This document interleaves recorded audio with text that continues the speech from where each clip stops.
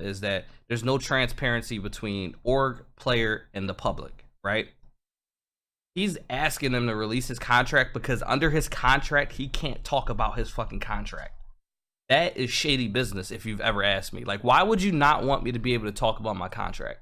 Why can't I tell people how much money I make per year off of my contract? How come we can't disclose this information to the public and to other players so another player could know what they're worth? Like, there might be another player coming up that's like where Tfue is. They should know and be able to see a contract like that to have something to go off. But all that shit is hitting, and it's allowing shady business. Like, that is shady. The fact that they high contracts. If I want to go and see how much LeBron makes a year when he's, this is what the majority, and it's not every company. What's up? But all orgs are different. All orgs take different percentages and different things.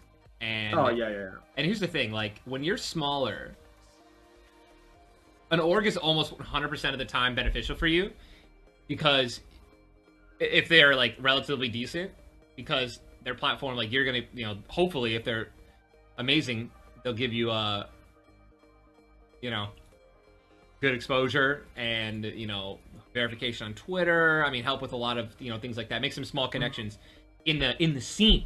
But, like, I mean, some people get caught with some really terrible contracts where, like, yes, some of their Twitch revenues taken by the org, YouTube revenues taken by the org, or half of it, like. And when you're, but guess what? They'll offer you, like, you know, a couple $1,000s a month, and, you know, maybe more, maybe less, and that seems like a lot at the time. And then you take it, you sign it. It's a fat 3-year deal or something like that, something ridiculously, like, way too long. Yeah. And if you know, if you stay where you are and you're stagnant and you grow a little bit, like, it's beneficial. You know, but if you outgrow them, which is, you know, if you're a talented person or talented individual, even if you're not even entertaining, like, and you blow up, all of a sudden, you are now in the worst possible position in the world, where this company or this organization is about to take, you know, just complete. They're not going to take advantage of you, but they are, like, profiting off you way more than you're profiting off them. And guess what? You are stuck in that contract for the term. You said 90% chance that it ends FaZe. It's 100% now. If it goes to court, it's 100%. That's FaZe is over. There's no way that FaZe stays in business after this. This is just, it's already at the Labor Commission. There's no way. It'll take time, but FaZe will shut down. Mark my words. You can clip it. You can put it whatever. FaZe will shut down as an esports team as a result of this. There is absolutely no chance that I am wrong. You can post the crabs. You can play the music. Do whatever you want to do. FaZe will shut down, as I am telling you right now. FaZe will shut down as a result of this. So my position is this, basically, right? There are essentially two issues at play, okay? There's the issue of the actual formal complaint that has been submitted via the court system, right? And then there's the issue of the labor complaint, right? The actual complaint that's been sent into the Labor Commission regarding the issue. And so when I say that FaZe has a pretty good chance of shutting down, what I'm saying that is in regards to the actual complaint of the Labor Commission, right? That if you actually read the statement, there's been a lot of different complaints that have come out that say, like, okay, the claims that FaZe has signed an 11-year-old gamer, claims that there is permanent injury caused by a skateboarding accident that Tfue was apparently pressured to do. So when we're talking about like this, right, we're talking about a couple of different issues here. The first issue is the actual court case that's being submitted, right? And who knows what'll happen on that? Maybe it's a settlement. Maybe it's like Tfue gets out of his contract. That is like remains to be seen.